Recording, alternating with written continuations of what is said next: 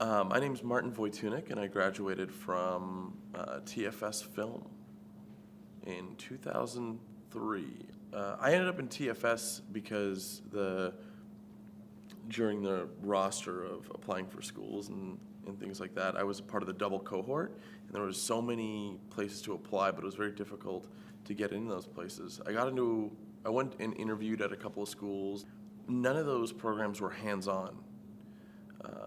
And I did an interview, I saw a commercial, and I came in and I did like the whole interview process here at the school, and it was equipment whenever you needed. Once you passed the tests, it seemed that the people and educators within the school were industry professionals and were actively working in the industry, which is also important just because it's not a theory-based industry. It's a very practical medium that we work in. So that was very important to me. And I just felt like, hey, let's just give this a shot, you know? For any education process, you get out of it what you put in.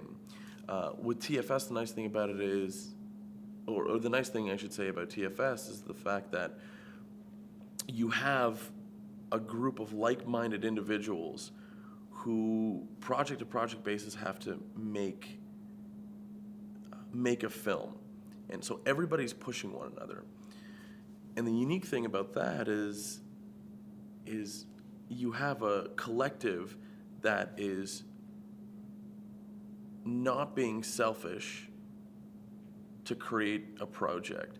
In the sense of, if you're becoming an attorney, it's very like you're out for yourself and you're out for number one. It's hard to get a teaching job out there. But here, everybody puts that stuff aside, and I'm working on Mike's project, I'm working on Susan's project, and everybody seems to be putting aside their dreams and their responsibilities to help each other out, because at every stage there's a growth process. So you very much get what you put in, but there's very little that you're not learning on every single project or assignment that you're on.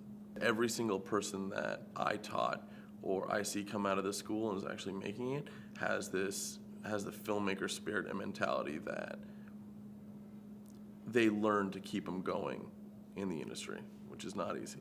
I started off, as soon as I left the school, I started off as a teacher's assistant under Bernie McNeil, and he sort of mentored me. And when I started leaving the school, since then I've been actively a cinematographer and director in the industry. I work on countless music videos. There's probably been 150 music videos that I've worked on since then. Many feature films. I camera operated on sort of like bigger Hollywood movies like Pacific Rim recently and Total Recall. I directed and was the other shooter for Tessa and Scott, which is a reality TV show that's out there right now. I work with Lynn Crawford, which is part of the Food Network as well. I do a lot of the camera work on there. Commercials, made for TV movies, anything and everything that can stick, whether it's operating, directing, or cinematography. The one thing that I've noticed to be, I guess, an active filmmaker in the world is perseverance and just gumption and stick-to-itiveness. Passion, I think, is the best word that sort of encompasses and embodies. You need passion to be sustainable in this industry and to survive. I would describe the filmmaking industry in Toronto as giving. If there is somebody or a young filmmaker or even a well-known filmmaker that has an idea, it's a very familial feeling when you're actually out there in the industry. Everybody is willing to sort of help each other out. There's never... you very rarely hear the word no when it comes to it. Like, it's very family-oriented, it's very incestuous. A lot of people know everybody. I have a little bit of equipment that I own. Somebody else has some equipment that they own. We get together and we make a movie, and there's no question as to resources and how to get money. We just get together for the love of filmmaking. And I feel that it's a very close-knit community, and everybody knows everybody. There was a project called The Pawn Shop that was actually one of the more enjoyable projects that I worked on, because everybody came out on that project for little to no money.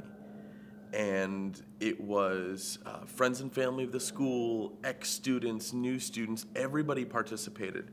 And it was the perfect allegory of what the film industry is in Toronto.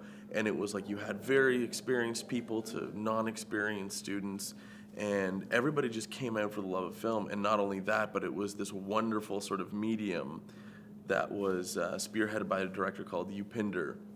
I can't remember his last name, but just this wonderful sort of Bollywood story that brought all makes and models of people, and everybody just came out and worked so hard just for the love of film.